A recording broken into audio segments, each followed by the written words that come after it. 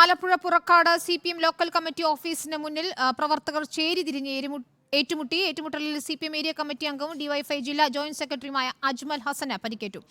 ശ്രീജിത്ത് നൽകും വിവരങ്ങൾ. ശ്രീജിത്ത്, ഏത് സാഹചര്യത്തിലാണ് ഇത്തരത്തിലൊരു ഏറ്റുമുട്ടലിലേക്ക് കാര്യങ്ങൾ നീങ്ങിയത്?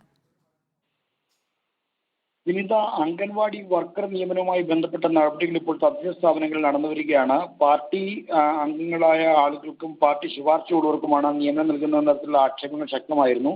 ഇതുമായി ബന്ധപ്പെട്ട് പുറക്കാട് ലോക്കൽ കമ്മിറ്റിയുടെ പരിധിയിൽ വരുന്ന ഒരു CPM പ്രവർത്തനം, അദ്ദേഹം ഇപ്പോൾ ഗൾഫിലാണ്. അദ്ദേഹം ഗൾഫിലിരുന്ന് ഇട്ട ഒരു ഫേസ്ബുക്ക് പോസ്റ്റാണ് ഈ തമ്മിലടിക്കും പരിക്കേൽക്കുന്ന തരത്തിലുള്ള ഏറ്റുമുട്ടലിലേക്കും വഴിവെച്ചത് എന്നാണ് പുറത്തു വരുന്ന വിവരം.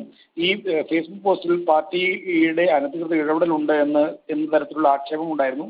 ഇതേപ്പറ്റി ചോദിക്കണമെന്നും എന്നാൽ വീട്ടിൽ പോയി ചോദിക്കേണ്ടതില്ല എന്നും ഉള്ള രണ്ട് തരത്തിലുള്ള വാദങ്ങൾ രണ്ട് വിഭാഗങ്ങൾക്കുണ്ടായിരുന്നു.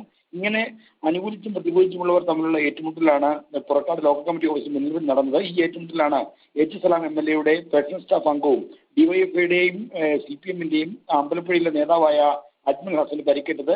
രണ്ട് സംഘങ്ങൾ തമ്മിൽ ഏറ്റുമുട്ടുമ്പോൾ പിടിച്ചു മാറ്റാൻ ഇടപെട്ട അജ്മലിന് മുഖത്ത് ഇടിയേറ്റു. അങ്ങനെയാണ് ചുണ്ടുമുറിയുന്ന അടക്കമുള്ള പരിക്കുണ്ടായത് എന്നാണ് പുറത്തു വരുന്ന വിവരം. ശരി, ശ്രീജിത്താണ് വിവരങ്ങൾ നൽകിയത്.